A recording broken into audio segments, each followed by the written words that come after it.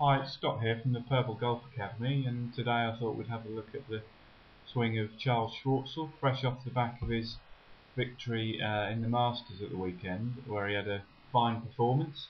And he's no stranger to the winners' circle. He's won 7 European Tour events to date, so it's not his first win, but certainly his most significant, and certainly a fantastic round of golf on the final day. And he really stepped up to the plate and put in a great performance. He chipped in on the first to get his round started. He then holed his second shot on the third for eagle, and sort of kept it steady till sort of latter stage of the round, where he birdied the last 4 to win by 2. So really a fantastic performance by a player who's not really featured very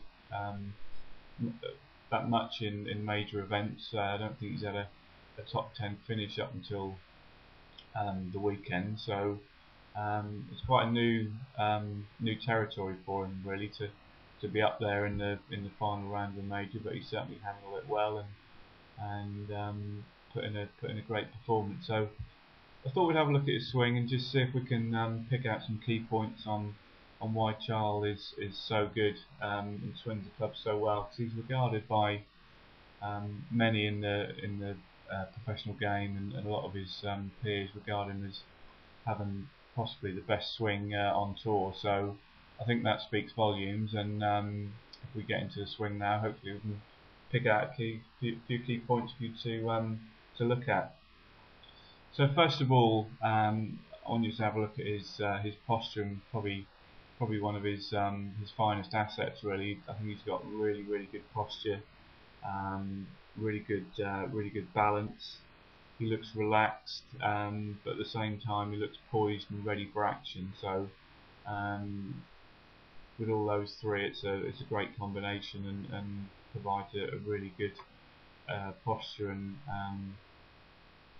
a great position to be able to make a good swing. So just talking again there about the balance, you see if we draw a line up through the laces and up through the body, you can see that he's balanced around this centre line here. So he's not too forward on his toes, there's not too much weight on his heels. So perfect balance in my book there. So that's a great one to try and emulate, really. So looking at the initial move away from the ball, this is a really key point of the swing. If you get this wrong, then you're going to be making compensations in the rest of your swing to try and correct what's gone before. So this is a key move, and it's one that needs to be done with the bigger muscles, the core muscles like the chest and the shoulders. You don't want to get wristy in the takeaway or take it away with the arms. It needs to be one piece, and it needs to be taken away with the shoulders and the chest. And you can see that Charl does that really well here, and he keeps his hand and the club head tracking up that plane line to about this position here, which is pretty much perfect. You see he's kept this, he's maintained this triangle here with the arm, so more evidence that he's just taken the club away with the turn of the shoulders. It's a really strong turn away with the shoulders off the ball. So so that's an excellent position and a great way to start the swing. So if we just move that up to the top, continues to turn with the shoulders, not a huge amount of turn with the hips, they're kind of resisting a little bit, but he winds up with the top half and gets into another fine position at the top there. Key things to note here is the way he's maintained his posture. So I drew this line on against his backside here at the address position, and ideally you need to maintain the position against that line. If you stand up out of the ball, then your backside's going to come away from this line here. But as you can see, he's kept nicely up against this line, which means he's remained in his posture really well. And this angle he's got, if we just take this back to the start here and draw a line up his spine, just give you an idea of the spine angle, and see how he maintains that through the backswing. So by the time he's at the top, he's in exactly the same. that upper half is in exactly the same position or the same angle as it was at address. So that's pretty spot on, really. So another thing to note here is, whilst he stayed in his posture, he's maintained great balance. So we'll just get rid of this this line here, and once again draw this centre line up through his body from his laces.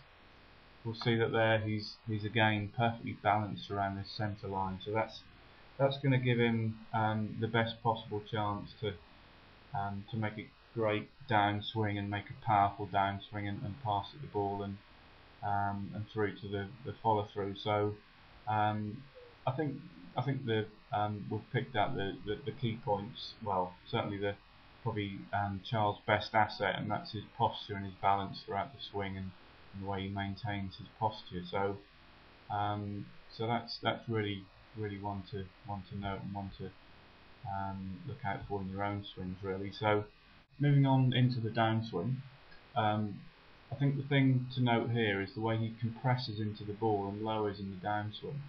A lot of the top guys, all the big hitters, all do this. They use the ground in the downswing, and the way they do this is they compress the body, so they again maintain the posture that they had, but just compress even further into the ground. And we'll see this by the line I've drawn on his head. I'm just going to move. Going to get rid of that top one, because I think the camera's moved slightly. So I'll redraw one here. So that's where he is at the top of the backswing, and as he moves into the downswing, you see how he lowers about 5 or 6 inches, just early into the downswing from the transition. So that's one to watch out for with all the top guys, especially the bigger hitters. You watch Tiger, the likes of Tiger and Rory McIlroy generate loads and loads of power. They lower so much in the downswing, and they really use the ground in the downswing to generate that power. So moving a bit further on in the downswing, great position here. You see with the club shaft, he's now getting it bang on the plane line and in a position where he can just fire everything through into the ball, into impact and into the follow through. So I mean, this position here I think is absolutely fantastic. The club is right on the plane line. Again, he's maintained this posture. The backside is still out behind him. And another key point to note here is the way his right foot is rolling onto the instep, and just a clear indication that the body has worked really well. He's in balance, and the body is just firing straight down the target line. And the way we see this is with this right foot rolling on the instep rather than coming out on the toe, and the right hip moving forward. So everything's just firing down the target line to a almost perfect impact position, still up against this line, still maintain the posture, and he's just in a great position to just for the hands and arms and everything, the club to fire straight through and down the target line, up to the finish point where top of the through swing. Got quite a high finish with his hand, but and then they sort of lower after that. But all in all, a great swing, and certainly one that you probably want to try and emulate, really, and pick the key points out that I've done there, and look out for those points in your own swing.